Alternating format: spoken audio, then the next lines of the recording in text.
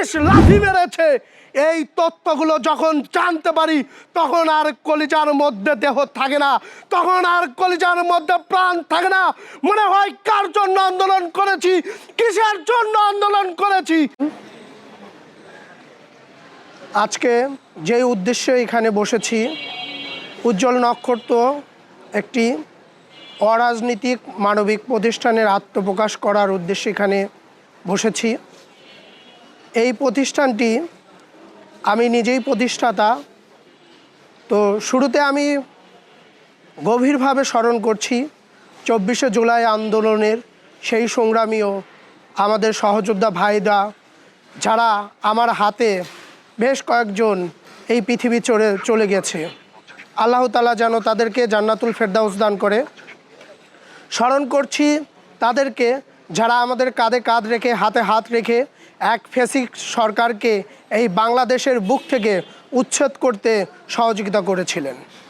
তো আজকে যেই উদ্দেশ্যে দাঁড়িয়েছি সেই উদ্দেশ্যটা হচ্ছে মানবতার ফেরিওয়ালা হিসেবে এখানে এসেছি।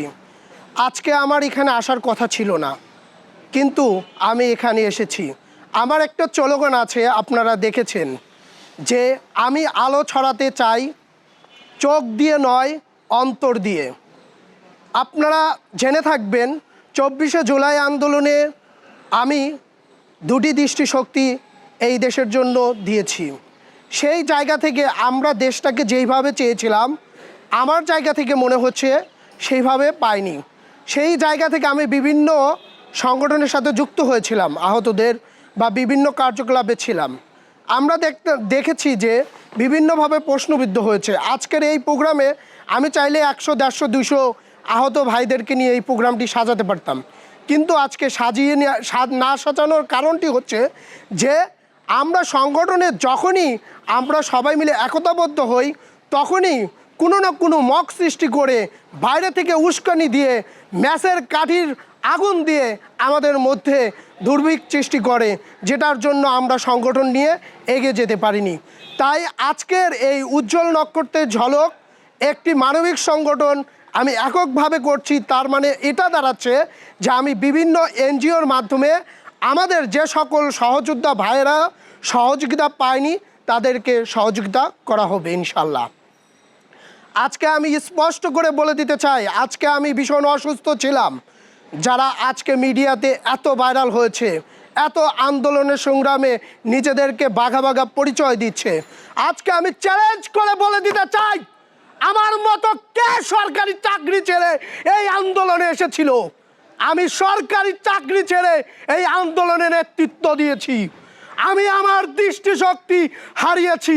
আমার নিজের ভাই বিরাদারকে নিজের হাতে খুন হয়েছে দেখেছি, তাদেরকে নিজে কোলে তুলে নিয়ে আমি হাসপাতালে গেছি। আমি 3 বার মেডিকেলে ভর্তি হয়েছি, তারপরেও আমি আন্দোলন ছাড়িনি। যেদিন আমাকে পুলিশ ধরে নিয়ে যায়, থানায় ধরে নিয়ে যাওয়ার পরে মাথার উপরে ধিমধাম করে ঘুষি মারে আর আমাকে জিজ্ঞাসা করে তুমি আন্দোলন ছাড়বে কি না, তখন না আমার মনে স্পিরিট ছিল আন্দোলন ছাড়া যাবে না। আমি বলেছিলাম আপনারা আমাকে মেরে ফেলেন, কিন্তু আমার এই দেশকে, দেশের সাথে, এই মানুষের সাথে আমি বেইমানি করতে পারবো না। কারণ এটা আমাদের সার্বভৌমত্ব রক্ষার জন্য আন্দোলন চলছে। এটা আমাদের সেই প্রজন্মের জন্য, আগামী প্রজন্মের যে মেধা শক্তিকে বিলীন করার একটা চক্রান্ত করছে, এই চক্রান্ত আমরা মেনে নিতে পারি না। তাই আজকের এই লক্ষ্য আমি দেখতে পেরেছি। আমি ভেবেছিলাম যে আমি লুকিয়ে থাকবো, আমি আন্দোলনে আসবো না। আমি আন্দোলনের সময় 3টে নাম পরিবর্তন করেছি, কারণ সবার টার্গেট ছিলাম আমি বাংলাদেশ দুর্নীতি বিষয়ক অভিযোগ কেন্দ্রে ছিলাম। যেহেতু দুদকের আন্ডারে ছিলাম, অনেক অফিসার আমাকে চিনত, তাই আমি কোনো জায়গায় আন্দোলনের সামনে দাঁড়ালে তারা আমাকে টার্গেট করত। আমাকে 3 বার প্রতিহত করার পরেও দামিয়ে রাখতে পারিনি।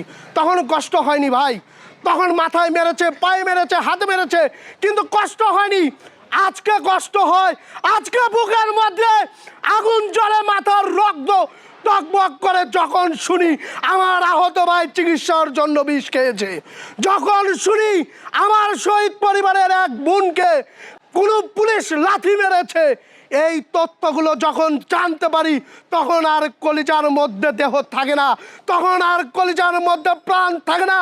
মনে হয় কার জন্য আন্দোলন করেছি, কিসের জন্য আন্দোলন করেছি। এই কষ্ট, দুঃখ, বেদনার থেকেই আজকের এই একক এই উজ্জ্বল নক্ষত্র তৈরি হয়েছে। আজকে আমি একা দাঁড়িয়ে আছি। আমি জানি আজকেও যদি আমি ডাক দেই এই ঢাকা ভার্সিটি বা এই শাহবাগের ময়দানে 2000-3000 লোক আমার গোছানোর সক্ষমতা আছে।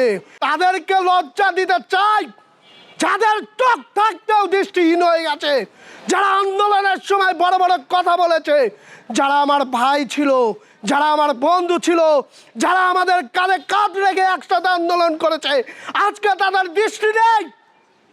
তাদেরকে স্মরণ করিয়ে দিতে চাই যে আজকে আমার দৃষ্টি না থাকলেও আমি এগিয়ে এসেছি। ভাই, তোমাদের দায়িত্ব নেওয়া উচিত ছিল আমাদের, কিন্তু তোমরা নিতে পারোনি, তাই আমরাই তোমাদের দায়িত্ব নেব। অন্যায় থেকে সরে আছো, না হলে তোমাদেরকে প্রতিহত কিভাবে করতে হয় সেটা তোমরা জানো। আমাদের স্পিরিট কেমন, আমাদের শক্তি কেমন সেগুলো জানো। তাই আমরা 4টি মূলনীতি নিয়ে আজকে আমি দাঁড়িয়েছি। চাই ভালোবাসা, কারণ একজন মানুষকে ভালোবাসলে আর কোনো কিছু লাগে না। তাই আমার 4টি মূলনীতির মধ্যে প্রথমটি হচ্ছে ভালোবাসা, তারপরে আছে হলো সহানুভূতি। এই সহানুভূতি যদি থাকে তাহলে একজন মানুষকে আর একজন মানুষ অবহেলা করবে না। আমরা যেহেতু আজকে 10টি মানুষের চেয়ে আলাদা হয়ে গেছি, আমাদের জানেন একজন মানুষকে প্রতিবন্ধকতা বলা হয় তখনই যখন হচ্ছে সে আর 10টা স্বাভাবিক মানুষের কিছু অংশে কমতে থাকে। আজকে আমার 2টি চোখে আলো নেই, আজকে আমি দৃষ্টিহীন হয়ে গেছি। তাই আজকে আমার মনে হয়েছে যে এই প্রতিবন্ধকতা দূর করার জন্য আমার এই মূলনীতিটা কাজ করবে। আর একটি হচ্ছে সচেতনতা, কারণ সচেতন যদি নাগরিক না হয় তাহলে এই দেশের মানুষকে কখনোই উন্নয়ন এবং সচেতন বিচার সার্বভৌমত্ব রক্ষা করা সম্ভব নয়।